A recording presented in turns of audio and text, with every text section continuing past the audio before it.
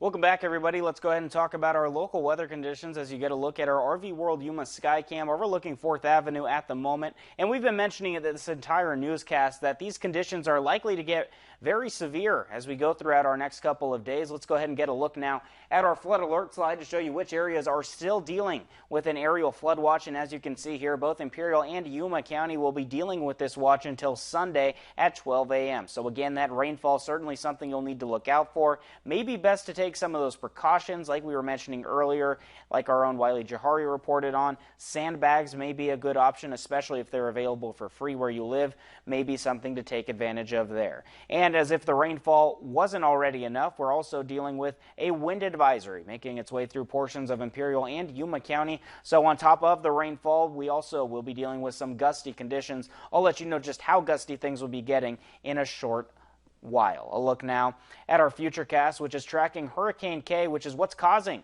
some of this mayhem that we're noticing. Well, potential mayhem anyway. As you can see, the storm is beginning to make its way up Mexico, and we'll be feeling the ramifications here in the desert Southwest very soon.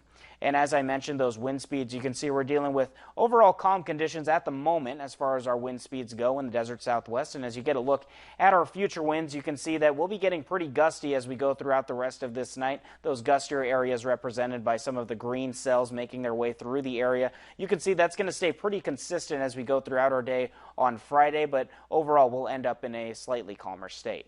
A look now at our air quality index presented to us by the Imperial County Air Pollution Control District. Brawley, Calexico, and El Centro all in moderate, along with Westmoreland, Nyland in good condition. And our apologies for Mexicali as we currently aren't receiving any reading for that area. Let's take a look now at our current temperatures. We begin in the Imperial Valley. El Centro at 93, Holtville at 92. And as we jump across the state and county line into Yuma County, those temperatures very similar. As you can see, 91 degrees for Yuma along with 92 over in the foothills. Let's go ahead and take a look now at our MetroCast to help you plan out the rest of your evening. In just a couple hours around midnight, we'll be at 89 degrees with this continued overcast in the sky.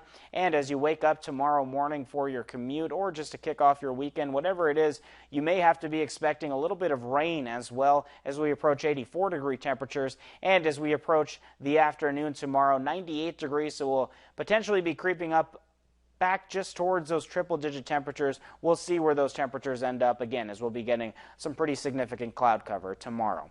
A look now at our 7-day forecast for the Yuma area, and as you can see here, 85 degrees overall is a very nice little break from some of those triple-digit temperatures, but the cost, though, is those heavy storm conditions. You can see we're expecting a 70% chance of rain tomorrow, 50% on Saturday. Overall, those rain conditions likely to last throughout your weekend and even into the new work week on Monday. Hopefully, things will begin to clear up on Tuesday, and that will hopefully last the rest of the week. A look now at our 7-day forecast for the Imperial Valley, where you can see it's just about more of the same. There's a slightly greater chance at some rain tomorrow at 80%, but once again, you'll notice those temperatures taking a pretty steep drop-off from those triple-digit temperatures that we're typically used to for this time of year. But overall, as we continue to give you the updates on these severe conditions that hopefully won't be as severe as we're mentioning. Hopefully we'll be getting a little bit of a break from those rain conditions, but again, they are very likely to make their way through the area, and as we keep reporting on it and keep giving you some of those safety tips to make sure that